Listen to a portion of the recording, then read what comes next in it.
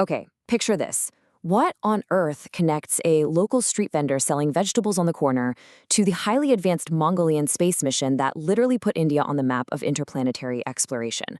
I mean, at first glance, absolutely nothing, right? One is the ultimate symbol of the informal, everyday hustle, and the other, a total marvel of modern aerospace engineering. But economically speaking, they actually belong to the exact same category. Today, we're unpacking the absolute backbone of India's inclusive growth. Welcome to The Explainer. We are going to completely demystify micro, small, and medium enterprises, or as you probably know them, MSMEs. Along with the service sector, these businesses form the true beating heart of India's economic engine. We'll look at how they're actually defined, the massive everyday hurdles they face, and the powerful frameworks the government has built to help them not just survive, but really thrive. So let's dive into it. Section 1. The engine of India's economy. Okay. Before we get into the nuts and bolts of how these businesses operate, we really need to grasp the staggering scale we're talking about here. When you hear the word business, it's super easy to just picture towering corporate skyscrapers. But the reality on the ground, it's completely different. Just look at this mic drop statistic. A massive 99.4% of all MSMEs in India are classified as micro enterprises. Small enterprises make up just barely over 0.5%, and medium enterprises a tiny 0.1%. This literally reframes our entire idea of business in India. The economy isn't primarily driven by a few corporate giants, it's fueled by millions and millions of tiny, local, micro operations. And when we look at where a huge chunk of these micro enterprises actually operate, we land squarely in the service sector. In fact, check out this number, 53%. That's the amount of India's gross value added, which is just a fancy way of measuring the total value of goods and services produced that comes directly from the service sector.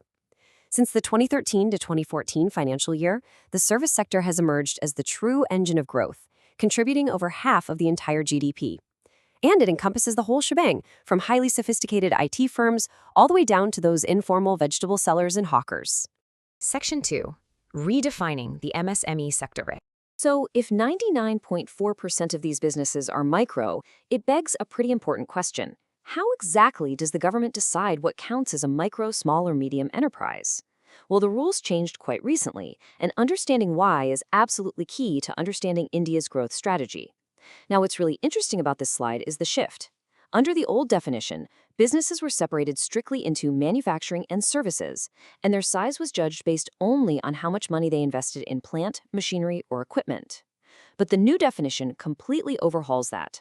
It erases the line between manufacturing and services. They're treated exactly the same now, and even more importantly, it introduces a composite criteria. It looks at both your investment and your annual turnover. So for example, a micro-enterprise is now one with an investment of up to 1 crore rupees and a turnover of up to 5 crore rupees. This combined approach paints a much more accurate picture of a company's real size.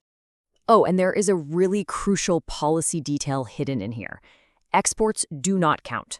When calculating that turnover limit we just talked about, any turnover generated from exports is entirely excluded. Why does this matter? Well, historically, small businesses were frankly terrified of growing too big or selling internationally. They thought, if I sell too much, I'll cross the threshold and lose all my government protections. This new rule is a real game changer. It actively encourages micro and small units to scale up globally without that constant fear of losing their MSME status. Section 3. Roadblocks to small business growth. Now, despite their massive macroeconomic footprint, the daily reality for these business owners is, well, it's tough. It's filled with intense friction. We're talking about a severe lack of adequate capital. I mean, banks are often super hesitant to lend to an informal roadside vendor or a tiny neighborhood workshop. There's poor infrastructure, struggles to get basic raw materials, and inadequate market linkages, meaning they just can't connect with the people who actually want to buy their stuff.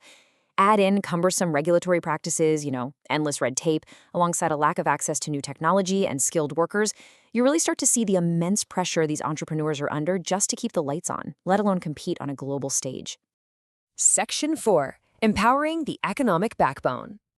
Recognizing these massive roadblocks, the government has stepped in with some heavy-hitting regulatory frameworks to clear the path.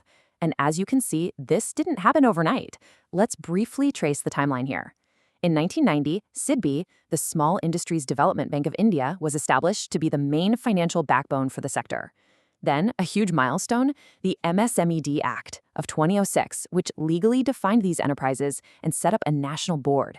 The very next year, in 2007, the government merged two existing ministries to create the dedicated Ministry of Micro, Small, and Medium Enterprises.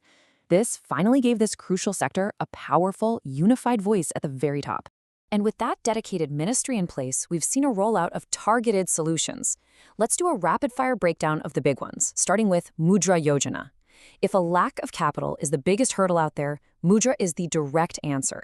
Its whole mission is to bring small, often informal entrepreneurs right into the formal financial system, funneling formal credit to micro-enterprises so they can actually operate and expand. Then there's the RAMP scheme, which kicked off in 2022-23. The sheer scale of this one is wild. It's a joint initiative with the World Bank. To put that into perspective, we're talking about a total outlay of $808 million US. That's over 6,000 crore rupees. This isn't just handing out loans. It's a massive financial commitment to strengthening institutional governance, improving how the center and states work together, expanding market access, and tackling a notorious problem that absolutely kills small businesses: delayed payments. Okay, speaking of market access, look at the GEM portal, or Government e-Marketplace. Before GEM, trying to secure a lucrative government contract as a small vendor was, honestly, practically impossible because of opaque bureaucratic roadblocks. But the GEM portal digitizes the whole thing. It acts as a totally transparent, one-stop online platform where small businesses can directly link up and pitch their goods to government offices. But what about cash flow? We mentioned delayed payments a second ago.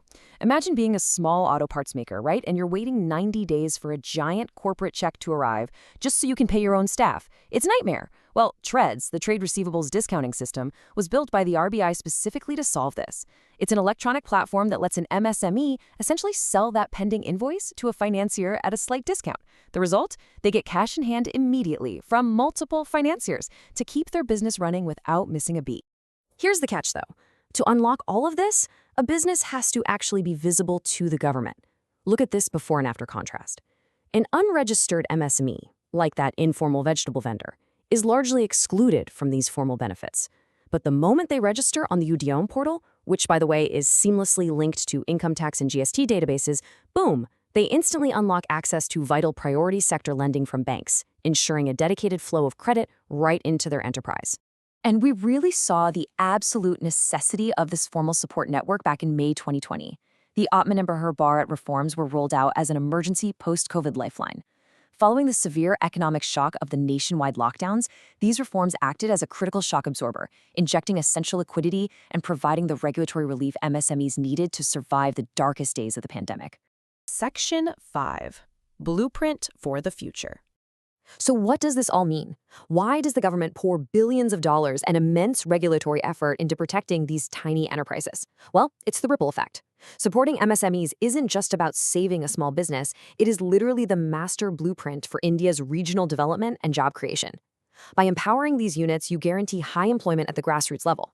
You keep production costs low, ensure a wide range of goods, and drive vital development outside of major cities.